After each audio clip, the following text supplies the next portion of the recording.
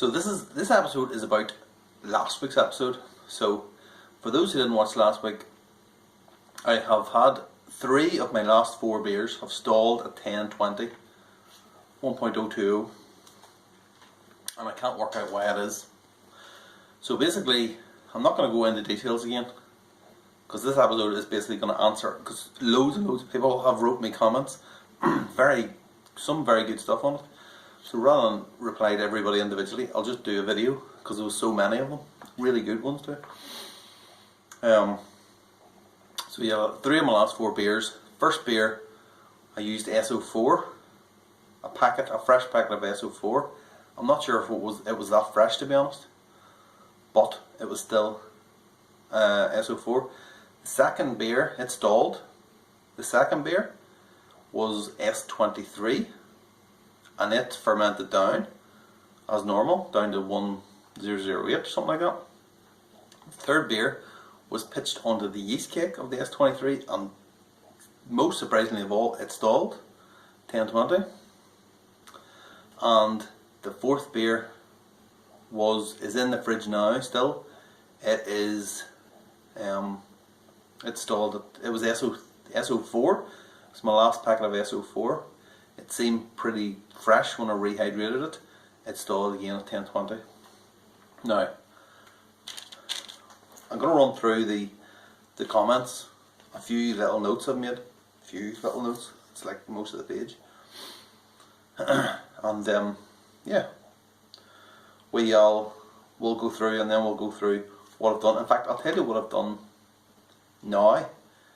So basically the 2 ones that I had on were, one was the DKN, which was the S23 yeast cake. It's in the house, or it was in the house. And the other one is the stout, the SO4. Now with the stout, I came out here to take a gravity reading, because I give it a good old stir with a big long spoon. Yeah, so I made a 1 litre starter for that using M44, the Mangroves Jacks M44, West Coast ale yeast or something like that. I made the starter last night in this is still sitting out here. This is the milk jug, so it's about a 1 litre starter, and give it a damn good shake. Aerated the hell out of it. So it was good, it was going well this morning. Dumped it into the beer this morning then, before I left for work. Came out here to take a gravity reading on it, and I hear the beautiful noise of bubbles. It's bubbling. Something in there is fermenting. So it looks like that's a good sign. So I'm going to take a gravity reading on it, or maybe tomorrow. I'll just leave it. I don't want to push my luck. I don't want to scud it with my luck, my record. So that is bloody good. So you know what? I'll drink to that. Cheers.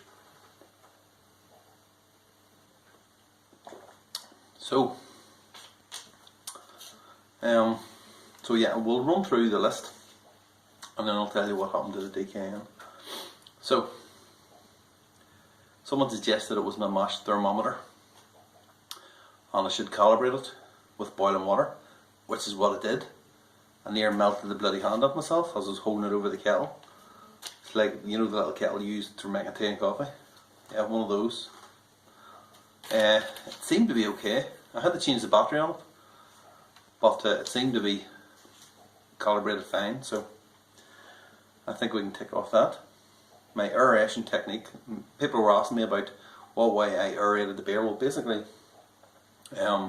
usually I have it sitting up on a table, so it'll probably be 3 feet, and I'll just have the fermenter on the ground, maybe a couple of feet away, and then just undo the tap, and then it just comes in and it just splashes all over the place, and usually get a good lot of bubbles. That's always worked for me in the past. That's always the way I've done it, and that's always worked until now. So, I mean, there might be, I don't know if there's room for maybe more stirring or something like that. After that, I've never needed it before. I'm not sure I need to do it. I'm not convinced that was the reason, but there's always room for improvement. I could give it more stirs in the future. Someone suggested I should rack it secondary. I didn't do it with a stout. I did do it with a DKN in the house. Nothing happened at all. It just kind of died even further. So I did actually. Well, I'll tell you what. I'll tell you later on. I wasn't sure whether to wreck the stout, whether to take it off that yeast cake, whether that would hinder it or not. But it's bubbling now, so it doesn't seem to have. Okay, Camden tablets. That was the next thing on the list.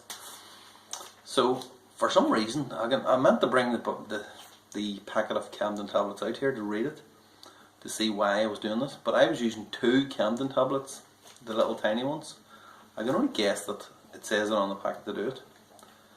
Using 2 Camden tablets for like a 23 litre batch, so a 5 gallon batch.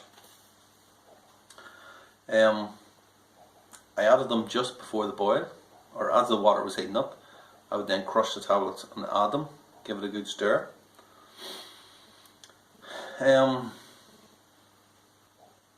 It's a coincidence. Some people are saying they only use 1 Camden tablet. I don't really know. I've only started using Camden tablets. I've only used them in 3 beers, and as you know, it's the 3 beers that have stalled. That's the common theme. Some people said it can't be the Camden tablets. I don't think it's the Camden tablets. Some people say it can't be, and other people say no, they have had the similar problems with Camden tablets and stolen beers. So there might be something in it. You never know. So yeah, I don't know whether we should add them. I think it was Looney Larry said he added some the night before to his water, and some people, I don't know. You know what? I don't know. The next beer I'm doing is not going to be using Camden tablets. We'll see. Someone suggested calibrating the thermometer, or sorry, the hydrometer, which I did originally, but I didn't do it in distilled water. So I went to do it in distilled water because I had some upstairs. But it turns out that I've actually used the last. I'm on the last little. I've actually got them. I pour them into little 2 litre jugs like that. I'm on the last one of those, and that's what I used to put the starch on. Those milk jugs, and I'm now running out of bloody starch on as well. So yeah, I'm gonna need a source myself. So I couldn't do that. But I did have 2 hydrometers, and one was a brand new one, and they're both reading the same. So I would, it's pointing to the fact that they're probably okay. The makes are. Someone asked about the makes of the hydrometers. The new one is a Stevenson Reeves. I have no idea if anyone even knows who Stevenson Reeves are. I don't know who they are. And the other one is like a no make. It doesn't seem to be any make on it. I bought it in Lakelands, so I don't know whether they make their own stuff or whether they just buy it in from somewhere else and put £2 on the price. That seems to be the way in that shop. So anyway, that's the hydrometers. Someone asked, I think it was Evs, asked, do I stir my strike water or mash water at any point, because he thought there might be hot spots. No, I don't. Not after they've been, I've got up to temp. I tend to just leave them. But I might do that. Usually I would stir the mash to begin with, before I put, but then I put like loads of coats and stuff on it, and then it never really to have to take them all off again to stir it. No, I never do. Strike water I never do anyway, unless I'm adding like something to the water. SO4 is shit. Yes it is. I think me and SO4 are finished. I think we are now estranged, and I shan't be using it again. I don't think. I think that's it. I think I'm going to move on to like WLP002, something like that instead. Liquid yeasts for any kind of that English style. I mean, there's loads and loads of English yeasts really. So I think me and SO4, that's us finished. That's us. We are never ever ever getting back together. Okay. Rehydrating yeast temps, question mark, it says here. So, what temperature do I rehydrate my yeast? That's a good question. Usually it is whatever it said on Google when I googled it the first time. So I think it's 21 degrees or something like that, I think. I'm not sure. Someone Google that now and put it in the comments and I'll tell you if it's right. Okay, the next one is rouse the yeast. Yes, that's what we did with that one. That's generally what I'll do. All my stall beers, I'll give them a bloody good stir. It seems to work with that. It hasn't worked with any of the other ones for some bizarre reason. I'm not sure why. Up the temperature. I have upped the temperature with everything. With that one there, with the stout. At one point it was like 25 degrees. And it didn't seem to be doing anything. Now it's sitting there at just over 21 degrees. Yeah, the setting's for 21.5. It's 21.2 at the minute. But it can go plus or minus 1 degree, so. M44 yeast, yes, we've talked about. Yeast nutrient. Yeast nutrient is something that I did add all the time to my brews. I'm kind of out of stock at the minute, so I haven't been doing it. But perhaps that is something I need to do. Just get more of it. So hydrometer mix, yes. Calibrate fridge temps. I think someone suggested I should calibrate the fridge temperatures. It's not something I've actually done, now that I think about it, ever since I got the Inkbird, which is controlling the fridge over there. That's about a year ago I've got that, so I don't know. Maybe I should do that, just to see if it's out. But no, it's not something I've actually done. But it might be needing looked at. What else have we got? Over sparging. I don't think it's over sparging. I have said in a video before I do a very specific sparge, which is basically 50% of the water I use is in the mash and the other 50% is in the sparge, and that's it. And it works every time, so I don't think it's over sparging on this occasion. Not in 3 different brews, you know, so. And the last thing was pitch temperatures. Generally for pitch temperatures I get it anything below 23, usually 23 degrees is okay with me. Sometimes I'll pitch a bit higher than what it says on the packet just to try and get it to go a bit quicker. It always does, just to try and avoid any kind of lag, any extra lag, and it always seems to work. And usually the beer goes in the fridge and then the fridge cools it down anyway, so. But yeah, maybe that's something I need to look at as well. Maybe pitching it at the 18, 19. Although it's the summertime here, so it's hard to get the temperatures down below 20, because the groundwater is obviously a bit warmer, so. That's everything on the list. I don't know how long we're going on for here, but it's probably about 15 minutes, so that's it. So basically, oh yeah, there is one more thing I have to tell you about, which is the DKN. So we know about the stout. Stout's going again. Praise the Lord. The DKN. So where do you start?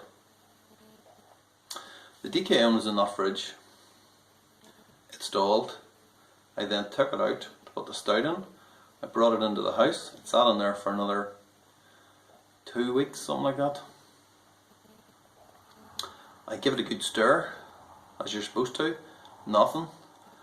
I give it a good stir, and then I added extra fermentables, in which was basically it was another yeast starter basically. So it's probably 200 odd grams of malt extract, dry malt extract, and it started did it start fermenting, or no? I think I just added it. Yeah, I think I just added, I mixed it, or I dissolved it in water, made it into a liquid, cooled it down, and then put it in. The difference with this, the stout, is that I added the yeast. I added extra yeast and then got it going. So yeah, basically the decant did nothing. That was at the weekend. So then whenever I was doing this, I was fitting the airlock. I despise airlocks. I really hate airlocks. I would use blow-off tubes all the time. But for some reason, I thought it was in the house. It wasn't really going to do anything. I'll just use an airlock for handiness. And it was one of the little small crappy airlocks. You know, where the top comes off. And I just finished racking into another fermenter. And basically I was taking the lid off the main fermenter. Or I was doing something with the lid. And of course the top came off the fermenter, or off the airlock. And I just flew in an arc in the air. And it was like, this is all happens in slow motion, but not slow enough for you to actually do something about it. Just so you can get a good view. So it kind of arced in the air, and then it came down and it bounced on the ground, and it just bounced up. I've never seen plastic bounce quite so high. Bounced up and then straight into the fermenter. And I was like, what is the chances of that happening? Like, seriously, because it must have travelled, 3 feet at least. And then it bounced.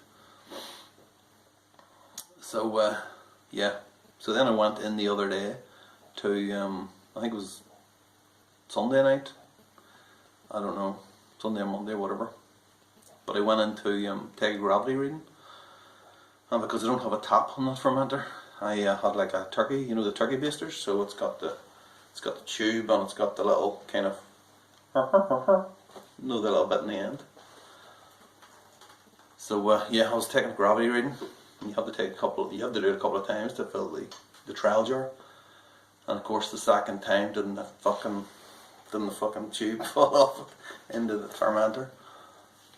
And yeah, so I took a gravity reading anyway. Nothing had happened. And basically the red mist kind of descended. It was just like, I was like, right, you bastard, that's it. So it basically ended up over the fence into the drain over there.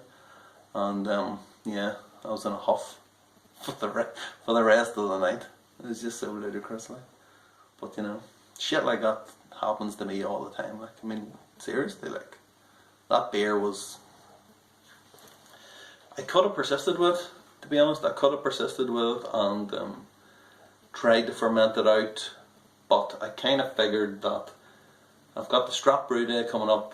I need to get the fridge sorted out. I can't be looking after 2 beers at the same time, and I had to kind of make a decision on which one I was going to save.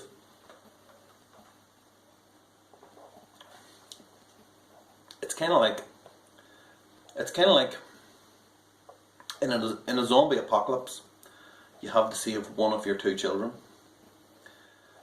And let's be honest, the fat one's going to be left behind.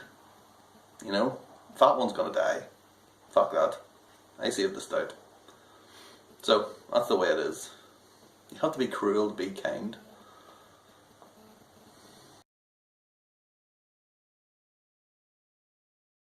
You know what, I couldn't help it. I had to take a gravity reading. You're never going to believe this. 1020.